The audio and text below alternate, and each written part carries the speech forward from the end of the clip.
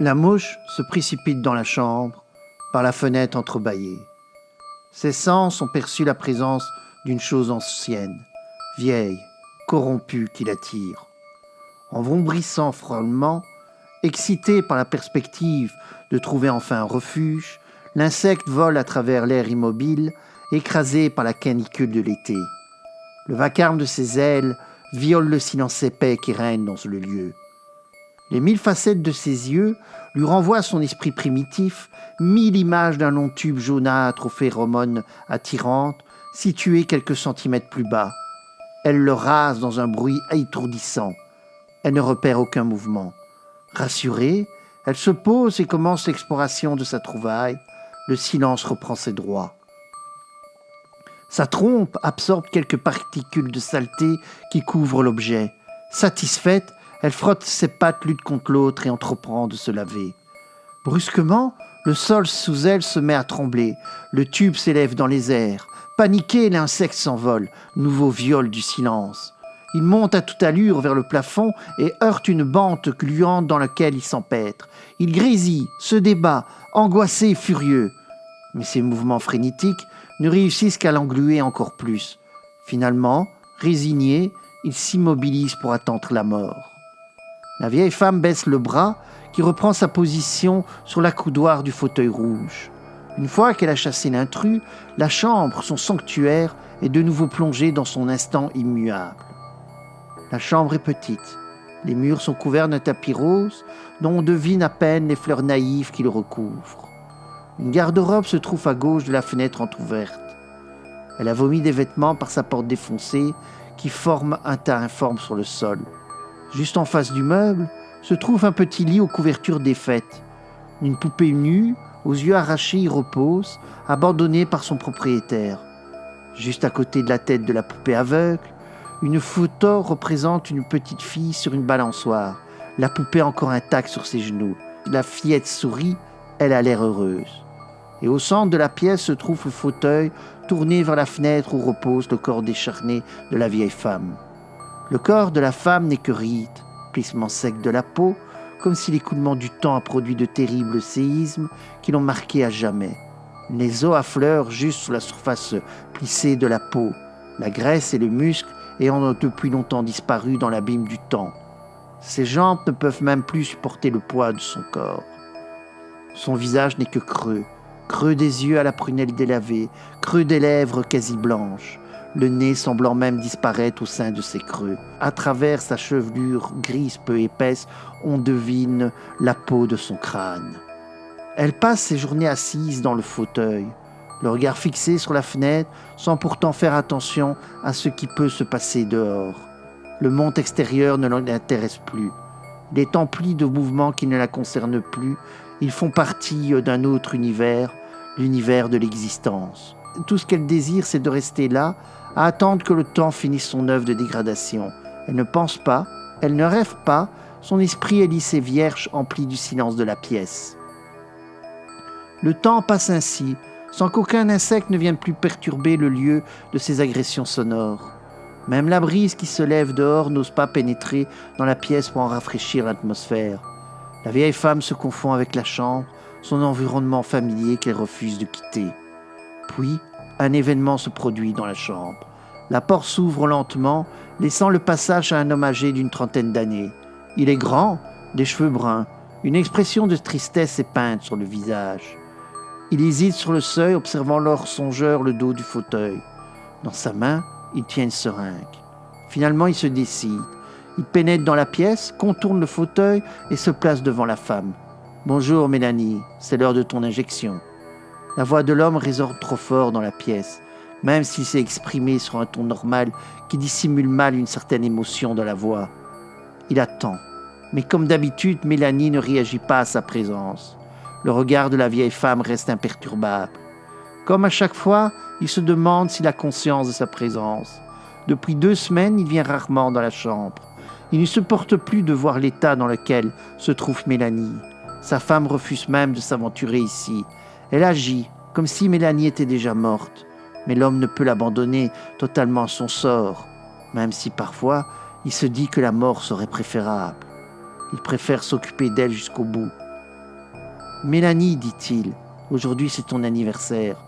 Il a longtemps hésité à lui rappeler l'événement, puis il s'est dit, une fois devant elle, pourquoi pas? Peut-être réagira-t-elle. Il attend quelques instants, mais le regard de Mélanie reste obstinément braqué droit devant elle. Il se penche sur Mélanie pour lui faire l'injection qui la maintient en vie. Le bras de la femme ne tressaille pas lorsque l'aiguille s'enfonce dans le bras. Pourtant, dans l'esprit de Mélanie, une agitation intérieure se fait jour. En fait, elle perçoit la présence de l'homme qui vient lui rendre visite à intervalles réguliers. Simplement, elle le considère comme quelque chose qui fait parfois partie de son décor. De toute façon, il ne reste jamais longtemps. Sa présence ne perturbe pas trop longtemps son sanctuaire, mais cette fois, il a dit un mot qui l'intrigue. Anniversaire, 1 an de plus, anniversaire. Normalement, une fête, des cadeaux, un gâteau, des gens qui sourient, qui sont contents, qui boivent et mangent, des bougies que l'on doit souffler.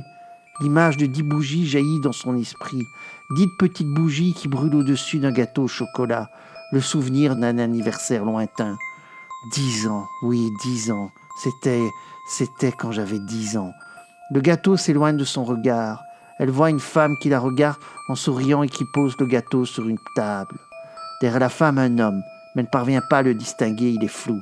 « Souffle les bougies, Mélanie, et fais un vœu », déclare la femme en souriant. La femme, très certainement sa mère, est fière que sa fille se prépare à s'engager dans le monde des âges à 2 chiffres. La vieille femme chasse le souvenir de son esprit. Pourquoi se rappeler de son enfance, pense-t-elle? Pourquoi revoir cet anniversaire? Maintenant, elle est sans âge. C'est mon anniversaire. Cela ne veut plus rien dire. Pourtant, au fait, quel est mon âge? Cette question jaillit dans son esprit, la surprenant par l'exigence qu'elle contient. Elle sent que c'est important de se rappeler de son âge, de savoir combien de temps s'est écoulé depuis l'anniversaire de ses 10 ans, qui s'est produit dans un autre monde, un monde où elle n'était pas encore emprisonnée dans ce corps usé et dans cette chambre.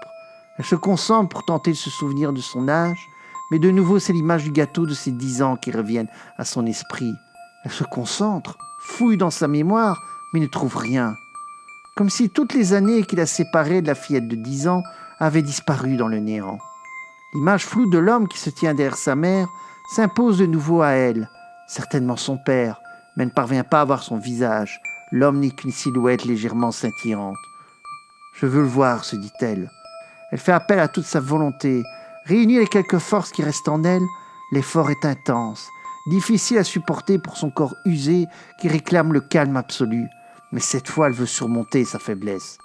La voile se déchire brusquement et le visage de son père apparaît. Elle se souvient de lui et devant ce visage trop familier, ce qui bloquait l'accès à ses souvenirs disparaît. La révélation de son âge jaillit. Les événements qui ont eu lieu après son 10e anniversaire se mettent à défiler à toute allure dans son esprit, comme un fil qui défile à une vitesse inouïe. 1 mois après son 10e anniversaire, elle est tombée malade. Elle se sentait faible. Au début, papa et maman ont cru que c'était une mauvaise grippe. Mais, au bout d'1 mois, Mélanie continuait à maigrir, l'ensemble de son corps se dégradant. La fillette avait mal à tous ses muscles. Elle disait que ça la tirait partout. Les spécialistes consultés ne trouveraient rien. 6 mois s'étaient écoulés depuis qu'elle avait soufflé les 10 bougies quand la crise se surgit. Cette nuit-là, ses parents furent réveillés par des cris provenant de sa chambre. Ils se précipitèrent aussitôt pour venir à son secours. Ils s'arrêtèrent surpris par ce qu'ils découvrirent alors. Une femme d'une 30aine d'années se trouvait recroquevillée dans un coin de la pièce. Elle était nue et pleurait. La porte de la garde-robe de Mélanie avait été arrachée de ses gonds. À côté de la femme se trouvait la chemise de nuit de Mélanie. Le vêtement était déchiré. Le père se précipita sur la femme, la saisit par les épaules et la secoua pour lui faire dire où se trouvait son enfant.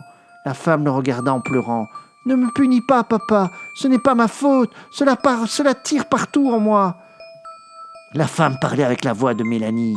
Sa mère, qui était restée sur le seuil de la chambre, poussa un cri d'horreur. Son père ne savait que dire. La femme était Mélanie. Mélanie avait vieilli de près de 20 ans en une seule nuit. La vieille femme gémit dans son fauteuil.